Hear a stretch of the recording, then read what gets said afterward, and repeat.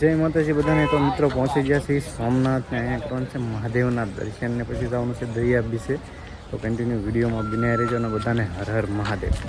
વાતાવરણ જો કેવું સરસ મજાનું છે, વાદળા જો જોરદાર વ્યૂ આવે છે અત્યારે.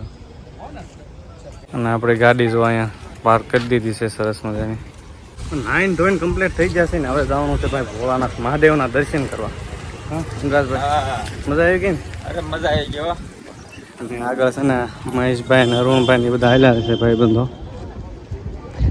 અંદર છે ને શૂટ કરવા નથી દેતા, એટલે બહાર જેટલું થાય એટલું બતાવશું. અત્યારે વાગ્યા છે 8 અને જોઈ શકો છો સવારના 8 વાગ્યા છે અને ટ્રાફિક એટલું છે.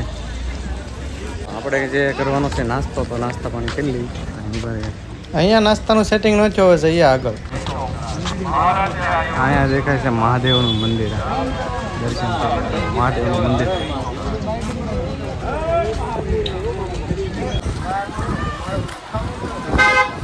હવે જ્યાંથી નાસ્તો કરવાનો કરી લઈ નાસ્તો.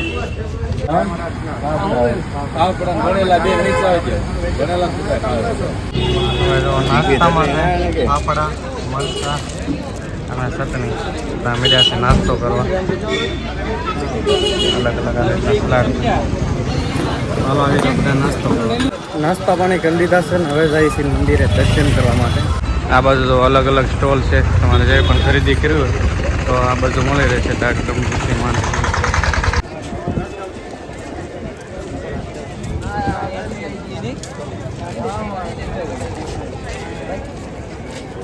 તો ભાઈ મંદિરે પહોંચી ગયા છે, પણ હવે અહીંયા છે ને અંદર શૂટ કરવા નથી દેતા, એટલે ફોન છે ને આપણે અહીંયા જમા કરાવી દેવાનો છે.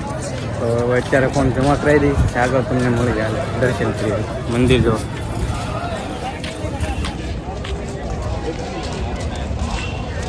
ટ્રાફિક છે ઘણી બધી, અને અહીંયા છે તમારે ફોન, ચંપલ, મોબાઈલ એ બધું અહીંયા જમા કરી લેશે.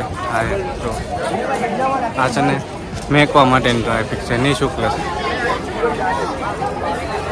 મોબાઈલ ને પર્સ ને એ બધું જમા કરવાની જો એટલી ભીડ છે, કેટલી ટ્રાફિક છે. તો એમાં તે લાઈનમાં રહેવું પડે છે, એમાં તે એવી ટ્રાફિક છે. ઘણા બધા શ્રદ્ધાળુ લોકો આવેલા છે. અને મહેશભાઈની તો હારની ખરીદી કરે છે ભોળાનાથ માટે, પ્રસાદી એવું બધું. તો દર્શન કરીને આવ્યા છે ને મોબાઈલ ને એવું બધું અત્યારે લઈ લીધું. તો હથેલીમાં છે ને બધાને અમારા મોબાઈલ હતા લઈ લીધો. પાછળ દર્શન કરી લો બધા. હાલો બતાવો આગળ.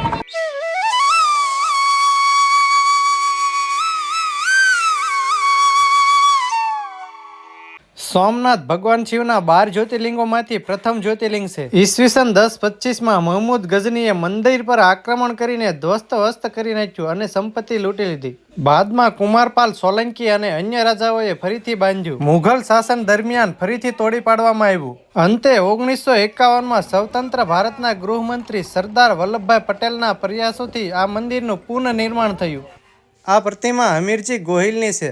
ઈસવીસન 1299માં અલાઉદ્દીન ખિલજીના સૈનિકો, ખાસ કરીને તેના સેનાપતિ અલાપ ખાએ સોમનાથ મંદિર પર આક્રમણ કર્યું. તે સમયે કોઈ મોટો સેનાપતિ અથવા રાજા ઉપલબ્ધ ન હતો જે મંદિરની રક્ષા કરી શકે. ત્યારે એ સમયે હમીરજીએ પોતાના થોડાક સાથીઓ સાથે ખિલજીની વિશાળ સેના સામે લડત આપી. તેમણે સોમનાથના જ્યોતિર્લિંગની રક્ષા માટે પ્રાણ અર્પણ કર્યા. અંતે તેઓ વીરગતિ પામ્યા. તેમની વય માત્ર 16 વર્ષની હતી જ્યારે તેમણે સોમનાથની રક્ષા માટે પોતાનું બલિદાન આપ્યું. આ બધું શંખ ને એવું કંઈ પણ લેવું હોય મળી રહેશે. અલગ અલગ કપડાની ખરીદી કર્યા છે મહેશભાઈ.